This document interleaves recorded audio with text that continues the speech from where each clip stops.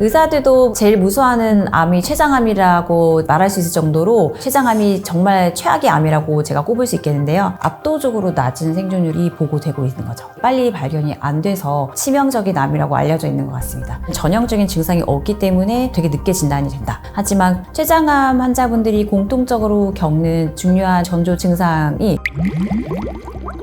안녕하세요. 지식한상 구독자 여러분, 오랜만에 뵙겠습니다. 영상의학과 전문의 이원경입니다.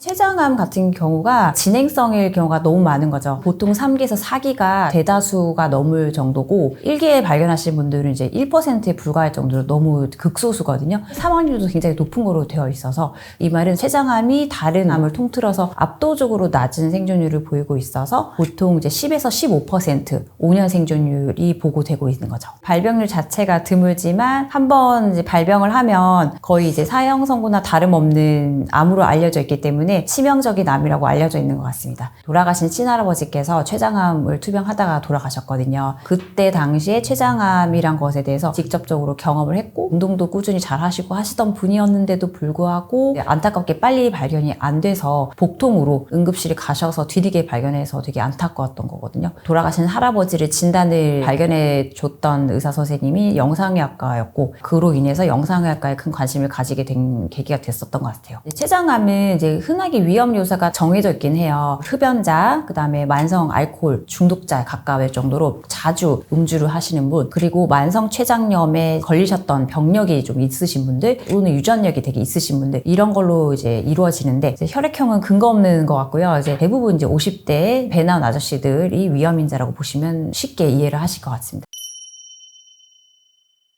증상 자체가 워낙에 모호하다 보니까 배를 아프다고 해서 발견이 되시는 케이스가 많아요. 90%가 복통이나 명치통이나 어떤 통증을 호소를 하는데 왜냐하면 췌장 위치가 복벽을 가로지르면서 있기 때문에 어느 부분에 암이 생기냐에 따라서 증상이 나타나는 게 다를 수 있고 즉 그 말은 전형적인 증상이 없기 때문에 되게 늦게 진단이 된다. 대부분은 이제 복통이나 황달, 그 다음에 체중 감소를 췌장암 환자분의 절반 넘게 이 증상을 다 얘기를 했고요. 그리고 또 중요한 거가 췌장암을 진단받기 전에 당뇨 수치가 조절이 안 되는 케이스가 많이 보고가 되고 있어요. 즉 당뇨의 증상, 혈당 조절이 안 된다 이런 증상이 보이시면 췌장암을 의심해봐야 될 것 같습니다. 가려움증 같은 경우는 이제 황달 수치와 관련이 되는데 황달로 인해서 담즙이 배출이 잘 안 되면 피부 쪽에 가려움을 느껴질 수 있거든요. 피부색이 변하는 거, 눈동자 색깔 변하는 거 동반해서 가려움증도 황달의 증상이기 때문에 이것 또한 췌장암의 전조 증상일 수 있는 거죠. 췌장암 환자분들이 공통적으로 겪는 중요한 첫 증상이 흔하게 알려져 있는 게 바로 이제 통증입니다. 애매모호한 통증으로 호소를 많이 하십니다. 그 다음으로 호소를 꽤 많이 하는 증상 중에 하나가 체중 감소랑 소화불량, 메스꺼움 이런 느낌인데요. 이게 사실은 굉장히 중요한 암을 시사하는 증상이에요. 췌장암뿐만 아니고 다른 모든 암에서도 이거는 공통적인데 당연히 암세포가 커짐으로 인해서 내 정상세포들은 기력을 잃기 때문에 체중이 떨어지게 되고 식욕이 감퇴하면서 소화불량, 메스꺼움 이런 것들을 호소하게 됩니다. 췌장암에 의한 통증은 흔히 말하는 등 통증이 되게 유명하거든요. 왜 그러냐면 췌장 자체가 등뼈 척추 쪽 가까이 딱 붙어 있어요. 척추뼈를 거의 감싸듯이 하면서 있어서 깊이 있거든요. 그래서 그쪽에 이제 암이 생기면 그 암세포가 커지면서 주변의 신경세포와 신경절을 누르기 때문에 등 통증으로 많이 나타나고요. 그 다음에 명치 통증, 그리고 복부 통증, 더 애매모호한, 배꼽 주변도 가능하고요. 이런 식으로 나타난다고 보시면 될 것 같아요. 당뇨는 모든 암과 굉장히 관련이 많은데 당뇨에 걸리신 분들은 각종 암에 발병할 확률이 35% 늘어나고 되어 있고요. 특히 췌장암이 제일 흔하게 발병한다고 되어 있어요. 왜냐하면 췌장 장기 자체가 당 조절을 하는데 아주 키포인트 핵심을 담당하고 있기 때문에 췌장이 없으면 당 조절을 아예 못해요. 그러니까 췌장 자체에서 인슐린 분비를 유일하게 분비하는 기관이고 췌장암 환자분들이 결국에는 당뇨에 진단받을 확률이 너무 많아요. 왜냐하면 췌장 자체를 제거를 해야 되니까. 그러면 당 수치 조절이 당연히 절반 이하로 뚝 떨어지게 되고 결국에 3년 안으로 당뇨 진단받는 분들이 굉장히 높다고 되어 있어요. 반대로 이제 당뇨가 있으신 분들도 췌장암의 발견 확률이 똑같이 높기 때문에 아주 큰 연관이 있습니다. 필요한 것도 당연히 이제 암에 사인이 될 수가 있는데 암세포가 당연히 커질수록 내 몸의 정상세포들은 피로감을 느낄 수밖에 없어요. 에너지가 들어와도 습득은 안 되고 오히려 계속 남한테 주는 꼴이니까 가만히 있어도 피곤해지고 아무것도 하기 싫어지고 먹어도 살은 안 찌고 그리고 기운도 없고 이런 맥락으로 보시면 될 것 같습니다. 증상들이 되게 많지만 저는 그 중에서도 손에 꼽자면 통증을 얘기해야 되지 않을까 싶어요. 본인이 이제 살아오시면서 사실 복부 통증 느끼는 케이스가 잘 없잖아요. 근데 요즘 들어서 계속 배가 어딘가가 계속 아프다. 2주 이상 지속되는 통증이 계속 지속된다. 이거는 당연히 적신호거든요.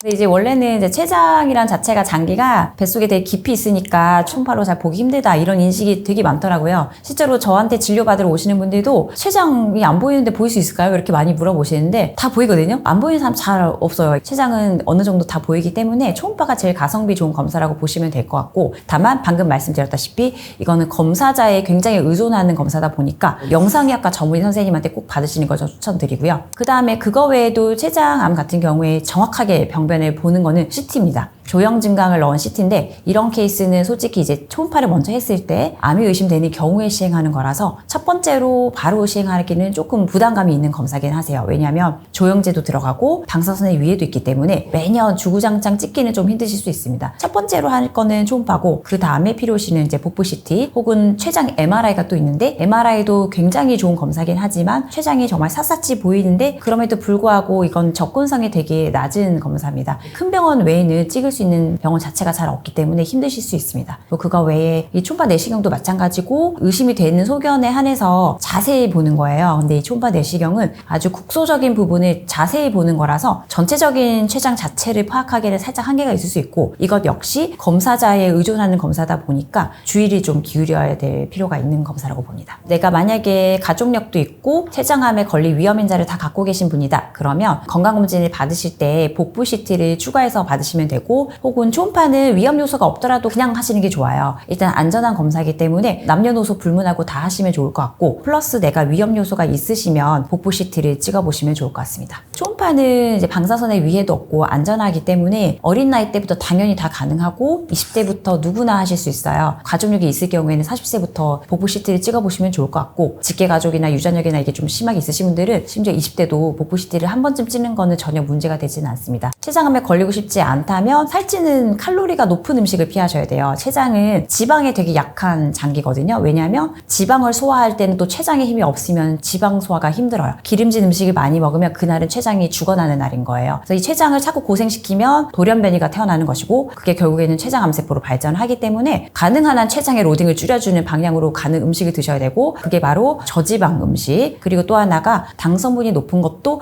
당 수치와 조절이 관련이 되기 때문에 색깔 있는 음료수 전부 다 과당 많이 들어있거든요. 가당이 들어간 음료와 시럽 들어간 거 다 피하시는 게 좋아요. 흔히 우리가 되게 몸에 좋다고 알려져 있는 스포츠 이온 음료라든지 비타민 음료수는 알고 보면 다 가당 덩어리기 때문에 웬만하면 물 말고는 음료수 자체를 안 드시는 게 좋습니다. 췌장을 도와주고 싶은 운동은 딱 정해져 있어요. 왜냐하면 췌장은 당 수치와 조절이 되는 기관이기 때문에 이거를 도와주려면 근육을 키우셔야 돼요. 근육이 많아지면 우리 몸 안의 혈당 조절이 굉장히 쉬워져요. 왜냐하면 근육세포가 많아지면 근육세포가 점점 당을 먹어버립니다.